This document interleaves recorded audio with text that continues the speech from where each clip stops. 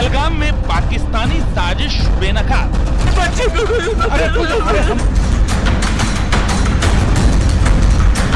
26 जिंदगियों का इंतकाम, नहीं बचेगा आतंकिस्तान। नया भारत किसी को छेड़ता नहीं, लेकिन अगर किसी ने छेड़ा है तब उसको छोड़ेगा भी नहीं। आतंकियों की बची खुची जमीन को भी मिट्टी में मिलाने का समय आ गया है।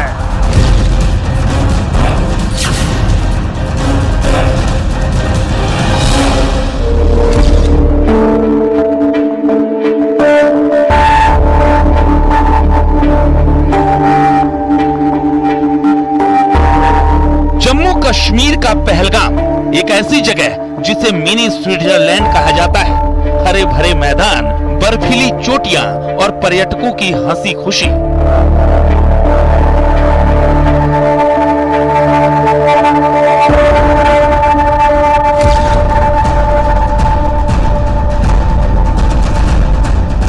लेकिन 22 अप्रैल 2025 को इस जन्नत में गोलियों की तड़तड़ाहट गूंजी और ये खूबसूरत घाटी खून से लाल हो गई।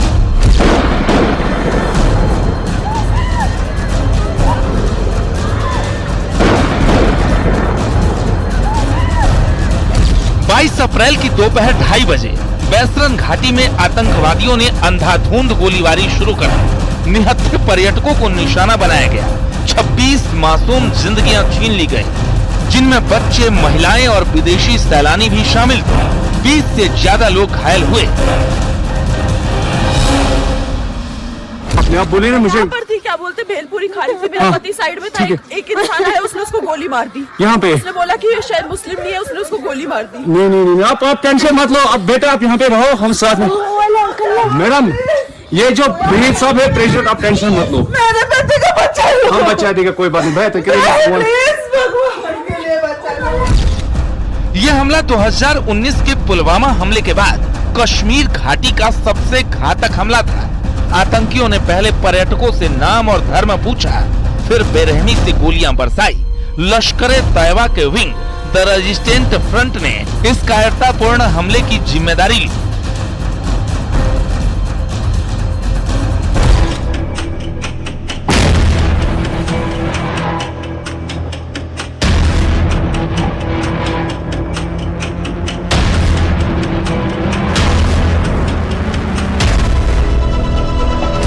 हमले के बाद भारतीय सेना और सुरक्षा बलों ने तुरंत मोर्चा संभाला। बारामूला में 2 आतंकियों को ढेर किया और संदिग्ध आतंकी ठिकानों को नष्ट करने का सिलसिला शुरू हुआ। गृह मंत्री अमित शाह ने श्रीनगर में पीड़ित परिवारों से मुलाकात की और सख्त कार्रवाई का वादा किया। उधर प्रधानमंत्री मोदी ने भी साफ शब्दों में कहा कि धरती के आखिरी छोर तक आतंकियों को नहीं छोड़ेंगे। अब आतंक को मिट्टी में मिलाने का वक्त आ गया है। देश के दुश्मनों ने भारत की आत्मा पर हमला करने का दुस्साहस किया है। मैं बहुत स्पष्ट शब्दों में कहना चाहता हूं, जिन्होंने ये हमला किया है, उन आतंकियों को और इस हमले की साजिश रचने वालों को उनकी कल्पना से भी बड़ी सजा मिलेगी। पहलगाम हमला सिर्फ एक आतंकी घटना नहीं, बल्कि इंसानियत पर हमला है। देश भर में लोग शोक में हैं। जम्मू में बंद, कोलकाता में कैंडल मार्च और हर भारतीय के मन में गुस्सा और दर्द। भारत ने हर तरफ से पाकिस्तान को घेरना शुरू कर दिया है और सीधे शब्दों में चेतावनी दे दी है कि आतंक और उनके आकाओं को छोड़ने वाले नहीं। जीरो टॉलरेंस की नीति के तहत उसको जिस भाषा में समझेगा उस भाषा में उसका जवाब देने के लिए आज नया भारत तैयार है।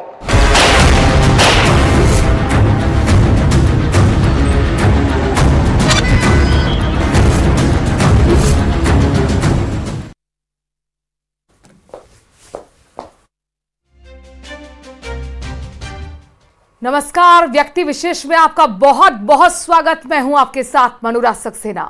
पहलगाम अटैक ने न सिर्फ पूरे देश में गुस्से का उबाल ला दिया है, बल्कि भारत का हर नागरिक इंतकाम की मांग कर रहा है। भारत सरकार ने पाकिस्तान को चौतरफा घेरने की तैयारी कर ली है। पहले सिंधु जल संधि ने पाकिस्तान में हड़कंप पैदा कर दिया है, तो अब सैन्य कार्रवाई का डर पाकिस्तान को कांपने पर मजबूर कर रहा है। विशेष में आज दिखाएंगे पहलगाम हमले का इंतकाम, क्या होगा अगला प्रहार।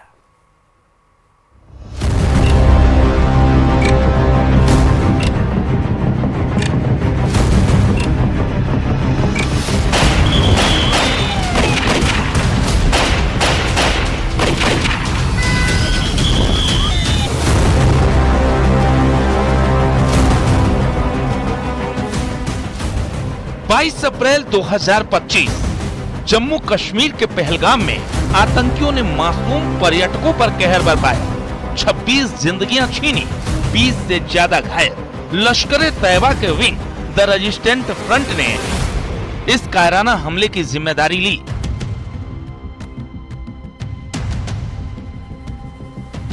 अब इंतकाम की बारी है। आतंकिस्तान को करारा जवाब मिलेगा।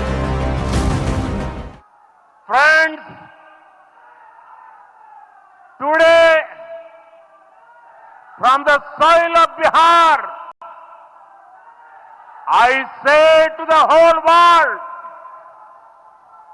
India will identify, track and punish every terrorist and their backers.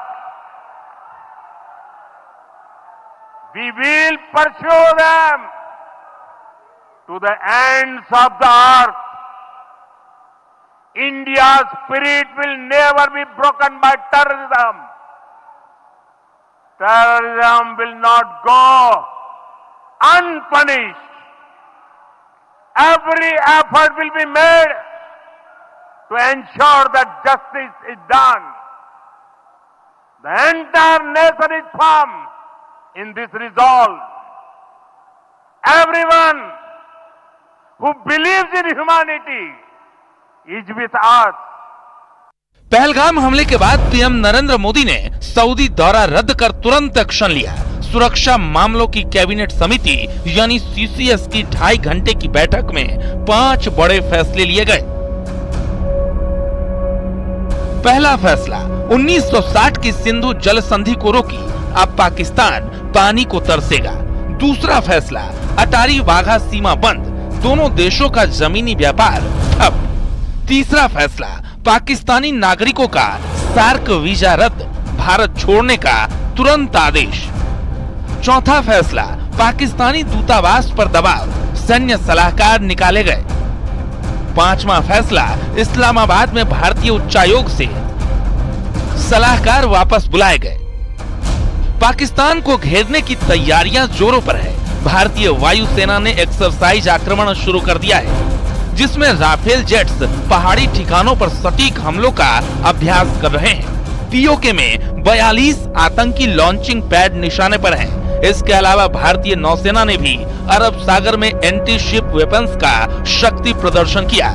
साफ है कि भारत पाकिस्तान के खिलाफ चौतरफा एक्शन की तैयारी कर रहा है। मैं इस मंच से देशवासियों को आश्वस्त करता हूं, घटना के मद्देनजर भारत सरकार वो हर कदम उठाएगी जो जरूरी और उपयुक्त होगा। और हम सिर्फ उन लोगों तक नहीं पहुंचेंगे जिन्होंने इस घटना को अंजाम दिया है, हम उन तक भी पहुंचेंगे जिन्होंने पर्दे के पीछे बैठकर हिंदुस्तान की सरजमी पर ऐसी नापाक हरकतों की साजिशें रची हैं। ऐसी हरकतों का जिम्मेदार और इसके जिम्मेदार लोगों को आने वाले कुछ ही समय में जोरदार तरीके से नजर आएगा। मैं देशवासियों को आश्वस्त करना चाहता हूं। इतना ही नहीं, भारत ने वैश्विक मंच पर भी पाकिस्तान को बेनकाब किया। 20 देशों, जिनमें अमेरिका, ब्रिटेन और रूस शामिल हैं, इन सबको हमले की जानकारी दी। दुनिया से पाकिस्तान को अलग थलग करने की मुहिम शुरू कर दी गई है। ट्रंप से लेकर पुतिन और चीन तक पाकिस्तान पर सवाल खड़े करते दिख रहे हैं और पीएम मोदी की आतंक के खिलाफ मुहिम का समर्थन साफ दिख रहा है।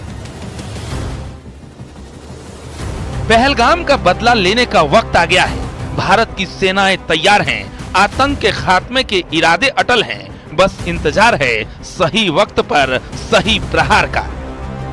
Bureau report, news 18।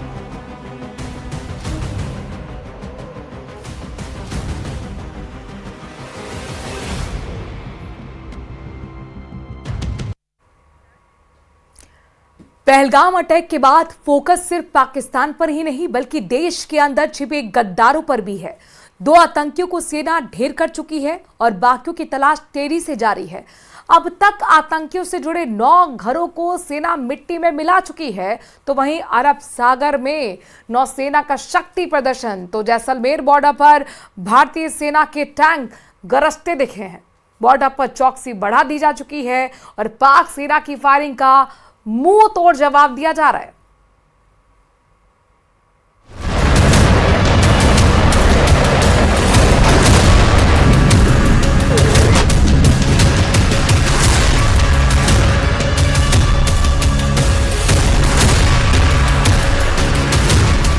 जिन्होंने ये हमला किया है, उन आतंकियों को और इस हमले की साजिश रचने वालों को उनकी कल्पना से भी बड़ी सजा मिले।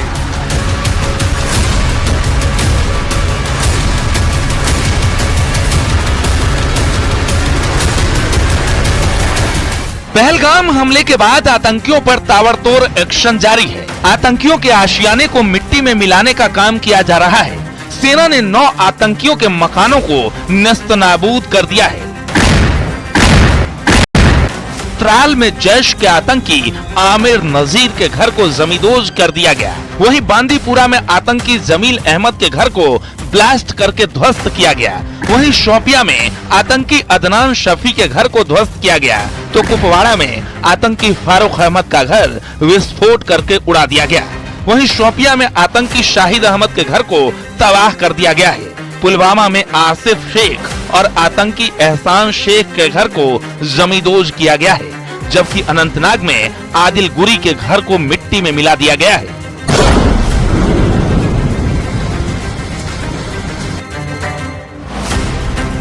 एनआईए ने पहलगाम आतंकी हमले की जांच अपने हाथों में ले ली है।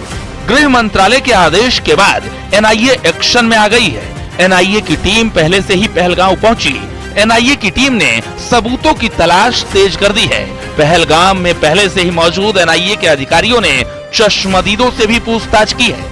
पहलगाम हमले के बाद सीमावर्ती इलाकों में एलओसी के पास जो सुरक्षा व्यवस्था है, चेकिंग अभियान है, वह बढ़ा दिया गया है और इस वक्त हम कुपवाड़ा में मौजूद हैं, एलओसी के पास मौजूद है और यहाँ पर देखिए किस तरीके से जो बीएसएफ के जवान हैं उनकी तैनाती यहाँ पर है। कुल मिलाकर अभी जो सिविलियंस हैं उनको आवाजाही के मुख्य आवाजाही के रास्ते में उनको आने नहीं दिया जा रहा है और इसी तरीके से कुछ कुछ दूरी पर चाहे भारतीय सेना के लोग हैं या फिर बीएसएफ के लोग हैं या फिर सीआरपीएफ के लोग हैं, उनकी यहाँ पर तैनाती की गई है। एक सघन चेकिंग अभियान सीमावर्ती इलाकों में यहाँ पर चलाया गया है और कोशिश यही की जा रही है कि मूवमेंट है वह लोगों का कम से कम हो। ये महत्वपूर्ण तस्वीरें आप कुपवाड़ा के पास एलओसी के पास आप ये देख सकते हैं, जहां पर फोर्सेस की तैनाती है, जहां पर जो गतिविधियां हैं वो तेज हो गई हैं। इसी तरीके से अन्य इलाके जो एलओसी के हैं वो वहां पर भी ऐसी गश्त बढ़ाई गई है और तैयारी पूरी है पहलगाम हमले के बाद कि आखिरकार कोई भी अब अनहोनी न हो और अब सबकी नजरें यही है कि अगला कदम भारत का क्या होता है। जम्मू कश्मीर में आतंकी नेटवर्क को तोड़ने के लिए बड़ा अभियान चलाया जा रहा है। आतंकियों के मददगारों पर ताबड़तोड़ छापेमारी जारी है। श्रीनगर में 64 ठिकानों पर यूएपीए के तहत कार्रवाई की गई है, जबकि कुलगाम से आतंकियों के 2 मददगारों को गिरफ्तार किया गया है। लश्कर और जैश जैसे आतंकी संगठन से जुड़े संदिग्धों पर एक्शन जारी है। वहीं इस्लामिक स्टेट और टीआरएफ के संदिग्धों पर भी छापेमारी की जा रही है। उधर जैसलमेर बॉर्डर पर सेना का युद्धाभ्यास शुरू हो चुका है। जैसलमेर बॉर्डर पर सेना ने अर्जुन टैंक से अपनी सैन्य ताकत दिखाई। सेना के जवानों ने अर्जुन टैंक से युद्धाभ्यास किया। हमें पता है कि इस हरकत के पीछे कौन है, सबको ये पता है और इसीलिए भारत सरकार ने बड़े स्ट्रांग कदम भी उठाए हैं। और जहां तक सीमा की बात है, सीमाओं की रक्षा करना बीएसएफ का प्रथम दायित्व है और BSF first line of defence कही जाती है। तो हम हमेशा 365 दिन 24 घंटे पूरे वीक हम हमेशा उनकी रक्षा करते हैं। उसके लिए अलर्टनेस हमारी उसी दर्जे की होती है जो कभी भी कोई भी घटना होने पर होती है। लेकिन आज के संदर्भ में ये भी कहना चाहूंगा कि आम दिनों में भी हम कभी भी कोई ऐसी कोताही नहीं बरतते हैं, क्योंकि हमें पता है कि हमारा काउंटर पार्ट है वो भरोसे के लायक नहीं है। पाकिस्तान से बढ़ते तनाव के बीच जम्मू कश्मीर के कुपवाड़ा सेक्टर के कचामा फॉरवर्ड डिफेंस लाइन पर चौकसी बढ़ा दी गई है। सेना ने सीमा के नजदीक आम लोगों के लिए इस रास्ते को बंद कर दिया है। न्यूज 18 इंडिया की टीम इस वक्त आई है कुपवाड़ा जिले के काचामा फॉरवर्ड डिफेंस लाइन में और आप यहां पर तस्वीरें देख सकते हैं कि किस तरीके से फॉरवर्ड डिफेंस लाइन पर जो है वह तैनाती बढ़ाई गई है और तमाम तरीके की जो एंट्री है वह इस फिलहाल यहां से वह रोक दी गई है और किसी को भी आगे जाने नहीं दिया जा रहा है। अगर आप उधर तस्वीरें आप देखें तो ये पूरा का पूरा पीछे केरन सेक्टर ये रास्ता आगे जाता है और यहीं पर जो सतर्कता है वह बढ़ाई गई है और इस तरीके से जो सारी गतिविधियां हैं वो यहाँ पर चल रही हैं। देखिए आप तस्वीरों में किस तरीके से कॉन्वॉय है, वो कॉन्वॉय यहाँ पे आ रहा है और बराबर इनका जो मूवमेंट है वह होता जा रहा है। कुल मिलाकर हर जगह सतर्कता यहाँ पर बढ़ती जा रही है और कोशिश यही की जा रही है कि चप्पे चप्पे पर हमारे देश के सुरक्षा बल तैनात हो। कचामा में ये अहम जो गतिविधियां हैं सेना की, ये आप यहाँ पर देख सकते हैं और कैसे आने वाले दिनों में बॉर्डर पर जो मुस्तैदी है, बॉर्डर पर जो तैनाती की गई है उसका ये नजारा है। वहीं भारतीय सेना के एक्शन से पाकिस्तानी सेना खौफ में आ चुकी है। मुजफ्फराबाद में पाक सेना का बड़ा मूवमेंट दिखाई दिया। खुफिया एजेंसियों की रिपोर्ट के हवाले से खबर है कि लोअर नीलम वैली हाईवे पर पाकिस्तानी सेना की मूवमेंट बढ़ी है। खबर है कि पाक सैनिकों को मुजफ्फराबाद से फॉरवर्ड बेस भेजा जा रहा है। पहलगाम में हुए आतंकी हमले के बाद से ही बॉर्डर पर युद्ध जैसे हालात बन गए हैं। भारत के एक्शन से बौखलाए पाकिस्तानी सेना की तरफ से फायरिंग हो रही है, जिसका भारतीय सेना के जवान भी दोगुना जवाब दे रहे हैं। एलओसी पर दोनों तरफ से जारी फायरिंग के बीच सीमा के करीब बसे गांव में सुरक्षा की पुख्ता तैयारी की गई है। गांव के लोगों को सुरक्षित रखने के लिए बंकर बनाए गए हैं। किसी भी तरह की स्थिति अगर यहाँ पर बनती है, क्योंकि हम एक सरकारी स्कूल के अंदर है, वहाँ ये बंकर बना हुआ है, उससे आपसे भी बात करेंगे। सर, सरकारी स्कूल के अंदर ये बंकर है, तो अगर जिस तरह से फायरिंग होती थी तो यही बच्चों को लिया यही आता, क्योंकि स्कूल लगेंगे, अगर कोई हम लोकल में यहाँ आ जाते थे बच्चों के साथ ही, बाकी आप गाँव पे भी। अच्छा, तो ये जो स्कूल लगेंगे, बाई चांस अगर कुछ ऐसा होता है तो इस तैयारी पूरी एकदम, तैयारी पूरी, किसी बात का डर, कोई डर नहीं है, कोई डर नहीं। आप भी यहाँ पे रहते हो, स्कूल भी है आपका यहाँ पे, तो ये बच्चे जब उस स्थिति में यहाँ पर लाए जाते हैं तो क्या उस समय किस तरह की सिचुएशन होती थी जब फायरिंग होती थी? जब यहाँ पर फायरिंग होती थी तो सबका डर का माहौल हो जाता था इधर, और सभी आगे पीछे भागते थे और इधर बंकर में आ जाते थे। बंकर में स्थानीय लोग भी और आप भी सभी आ जाते थे हम सभी आ जाते थे। तो देखिए, ये पहले के सरकार की तरफ से बंकर बनाए गए हैं। हम फिर से बाहर निकलते हैं, आपको फिर से स्कूल का नज़ारा हम जरूर दिखाने की कोशिश करेंगे कि हम लोग सरकारी स्कूल के बिल्कुल अंदर हैं और अंदर जो बंकर बने हुए 3 से 4 कमरे के बंकर बने हैं, बाथरूम बने हैं, हर तरह की सुविधा जो है वो यहाँ पर देखी गई है। और ये वो स्कूल है सरकारी जहाँ पर अगर जरूरत पड़ी, अगर किसी तरह का तनाव यहाँ पर हुआ तो लोग किस तरीके से यहाँ पर रहेंगे, खुद को सेफ करेंगे, इस बात की तैयारी नौशहरा एलओसी के लोगों ने पूरी तरह से कर ली है। वीडियो जर्नलिस्ट विकास के साथ कोमल सिंह, न्यूज़ 18 नौशहरा एलओसी। पहलगाम हमले के बाद देश में गम और गुस्सा दिखा तो वहीं सियासी हलकों में वार पलटवार भी खुलकर हुआ। विपक्ष ने सवाल उठाए तो कई विवादित बयान भी सामने आए। पहलगाम पर इंतकाम की मांग के बीच सियासत भी दिखी, ये रिपोर्ट देखिए।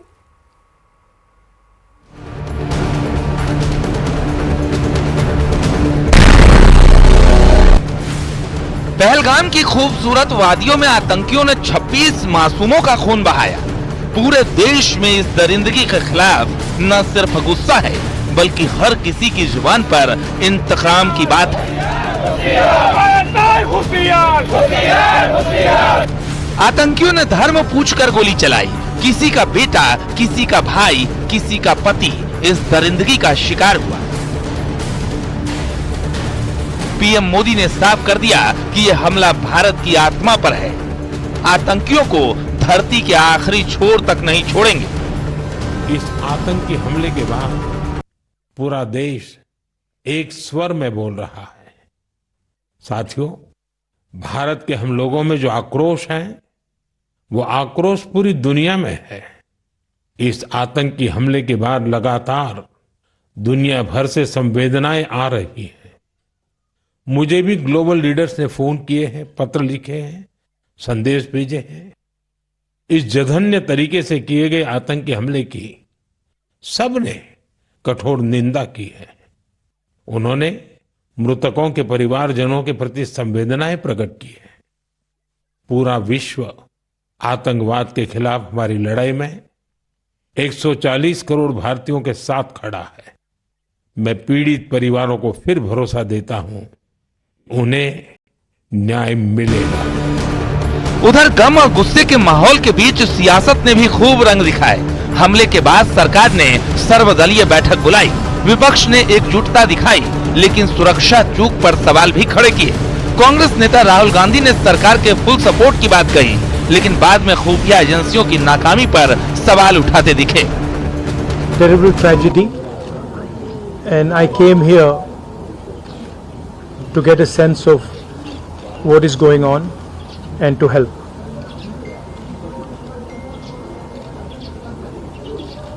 The entire people of Jammu and Kashmir have condemned this terrible action, and they have fully supported the nation at this time. वहीं अखिलेश यादव ने भी इस पूरे मामले को दुखद तो कहा, लेकिन साथ ही सरकार पर हमलावर दिखे। अखिलेश ने पहलगाम अटैक को सिक्योरिटी लैप्स करार दिया। सबसे बड़ी चूक जो हुई है वो चूक है इंटेलिजेंस, जो इंटेलिजेंस फेलियर है।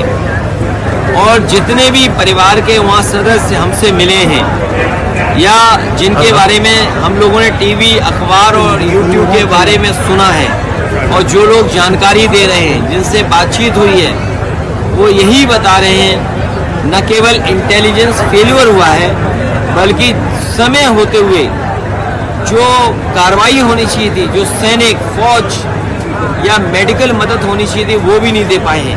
तो इतनी बड़ी चूक कैसे हो रही थी? उधर समाजवादी पार्टी के नेता राम गोपाल यादव ने एक कदम आगे बढ़कर पहलगाम हमले पर विवादित बयान ही दे दिया। राम गोपाल यादव ने कहा कि हिंदू हिंदू को ही मार रहा है। हिंदू रोज लोगों को मारते नाते नहीं, हिंदू हिंदू को मार रहे हैं।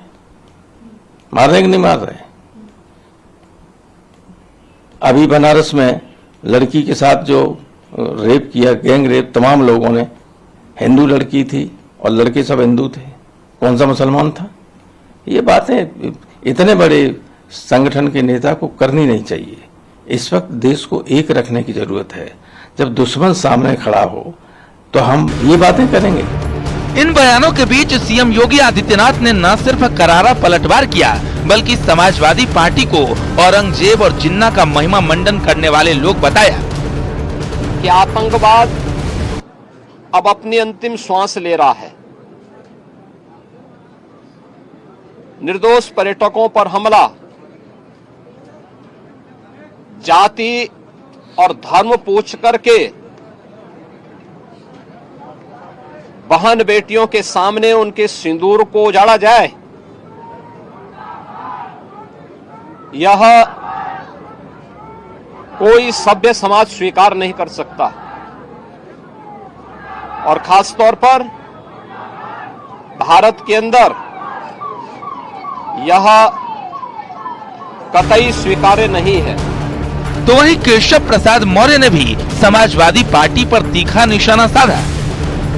यह पूरे हिंदुस्तान के 140 करोड़ों की पीड़ा है और इस पीड़ा को दूर करने की शक्ति हमारी देश की सेना को प्रभु प्रदान करे और ऐसे अधर्मियों का, ऐसे आतंकियों का, ऐसे विचार रखने वालों का अंत करने की शक्ति हमारी देश की सेना को प्रदान करे, हमारे नेतृत्व को प्रदान करे।